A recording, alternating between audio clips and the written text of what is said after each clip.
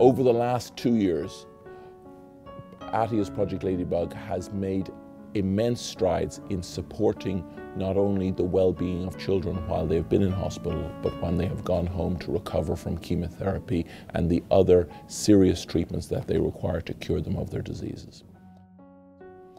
However, a second goal that we share with Atia's Project Ladybug is to enhance our ability to identify new treatments for pediatric cancer. That is our new goal, to develop a research fund to support the work of scientists and physicians who are dedicated to eradicating pediatric cancer as we know it. I was diagnosed with extranodal NK T-cell lymphoma. It's such a rare cancer. There's only a few hospitals in the United States that have seen this lymphoma, and we really wanted to go somewhere where it wasn't new to them. I was in an isolated room and only my family could come in, immediate family.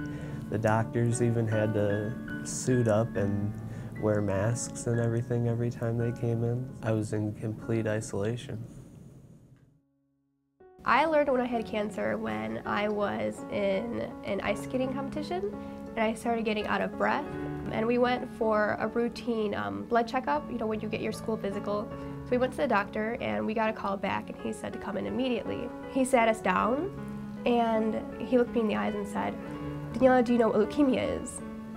And, you know, being at such a young age, I didn't know exactly what it was, but I knew it wasn't good. Jimmy was admitted for his 10-day induction prior to receiving his stem cell transplant. And one day I just looked out in the room and I saw that there was a bag there, and I didn't know, you know, how it got there, but it just seemed like it was magical, like this bag was there. So I brought it in the room and it was like Christmas. We just started going through the bag and it's like, oh my gosh, look at all these fun things that are in here. I love everything in it. It was so practical and we used most of them while we were in a hospital. It was just wonderful to know that someone's thinking about us. You know, when you're here isolated, it's really hard to get through day by day, and the things that were in the basket for us helped us get through each day. Whoever put the bag together really knew what a parent and a child needed, because it wasn't random items, it was definitely items that we needed and forgot or didn't have with or didn't realize we would need. It just was like the bag that just kept on giving. Kids going through cancer are dealing with a lot, and having something like a Ladybug bag would really just benefit the kid into lifting their spirits up. And so it's a great cause to send the bags to the kids.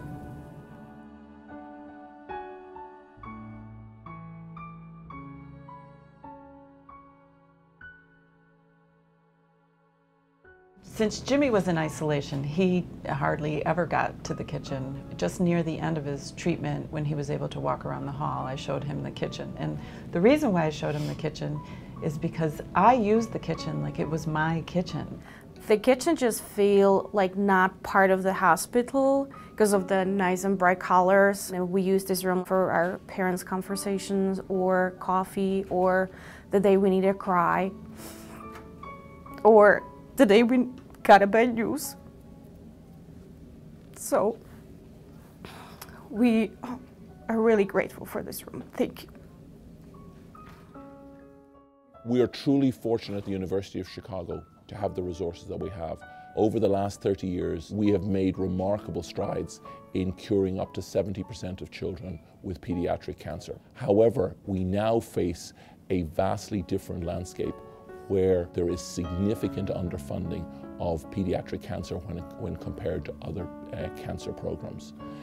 This is going to result over the next 5 years in a stalling in our progress to our true goal, which is to eradicate this scourge, pediatric cancer.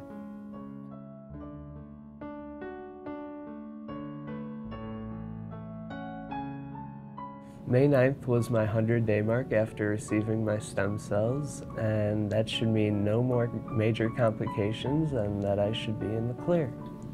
I'm done with all my chemo, and I had my transplant in 2012, so this November of 2014, it will be my 2-year cancer-free mark.